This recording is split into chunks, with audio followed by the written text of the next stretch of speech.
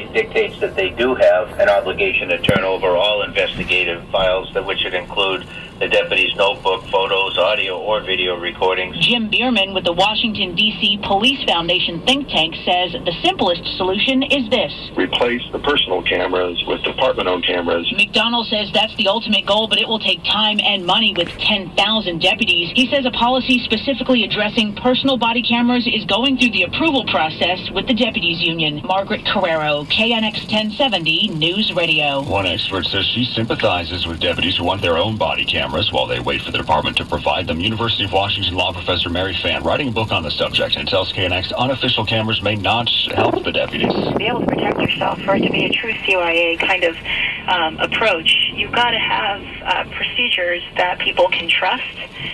You have to have evidentiary safeguards that people can trust. She says without official procedures in place, the video may not be very useful in the courts.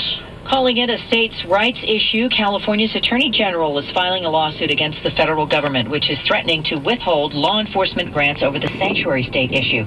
We also have in-depth team coverage of this contentious issue. It is not the federal government in Washington, D.C. that is best able to serve the needs of the people of San Francisco or the state of California. AG Javier Becerra says $28 million is at stake for California, and Washington should not threaten the states by withholding that money over an immigration issue. In joining in a lawsuit with San Francisco, Becerra said local police have enough to do in fighting crime without helping federal agents do their job, which is enforcing immigration policy. It is hard to believe that now the federal government would try to jeopardize those crime-fighting funds simply because it wishes to pressure local governments to do their bidding on federal immigration law. That's unacceptable. Becerra called California a donor state. And we will fight to get back the tax dollars we contribute to the federal treasury. A half dozen cities have filed similar suits nationwide. Bob Brill, KNX 1070 News Radio. Republicans in the state legislature far from supportive of the Attorney General's lawsuit. In fact, many of them are rooting for the president to deny federal assistance to California's sanctuary cities.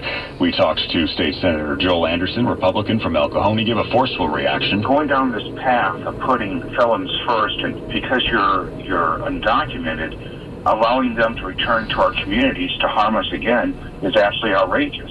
So I agree with the Trump administration. They should not be funding a state with resources that refuses to obey the law. Anderson charges that California's Attorney General is going back on his promises of not shielding illegal immigrants convicted of violent crimes.